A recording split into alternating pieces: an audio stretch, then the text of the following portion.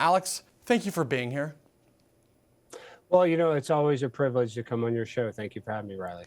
You know, that Phillies Karen, it reminds me of these really just stereotypical overbearing stage moms that have to ruin everything for their kids in the school play. But what do you think about it?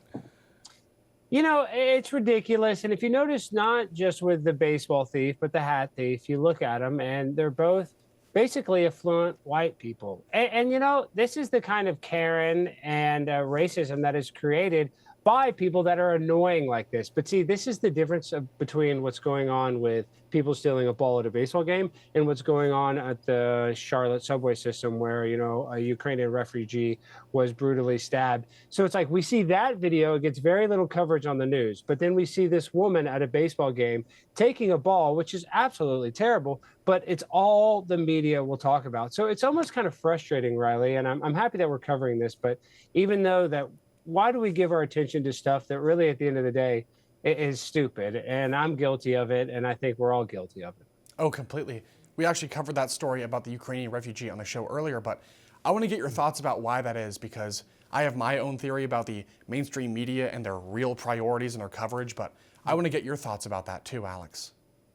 Well, I mean, of course, it was a horrible attack, what happened to the Ukrainian. And it was obviously very horrible what happened at this baseball game, but they're just apples and oranges, so different. And I just think that there is such a media bias. And I just saw that CNN said that they're going to try to go and take away the bias from their journalism, which is absolutely ridiculous because you know that they're always going to be biased no matter what they say.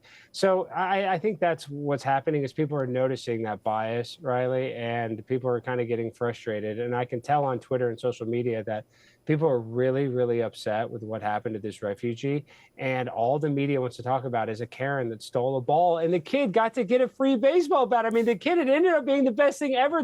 And for the young kid that got the hat stolen, because they were victims, they ended up getting to meet the athletes and having a much cooler experience. So in a way, you could almost say that those people, even though what they did is repugnant, they're kind of heroes for those little kids in a way. But that will get all the media coverage. But Iryana from, the Ukraine, a refugee, will get basically no coverage. And they love to talk about the Ukraine. So it doesn't make sense, Riley. Absolutely. We found the only Ukrainian individual the legacy media doesn't care about, supposedly, which is just really sad. It's not even a joke. It's just sick and twisted and evil. But it does bring me to my final question then for you, because you've been an observer of media for a long time, a consumer of it, and you've been immersed in the belly of the beast for so long as a content creator yourself.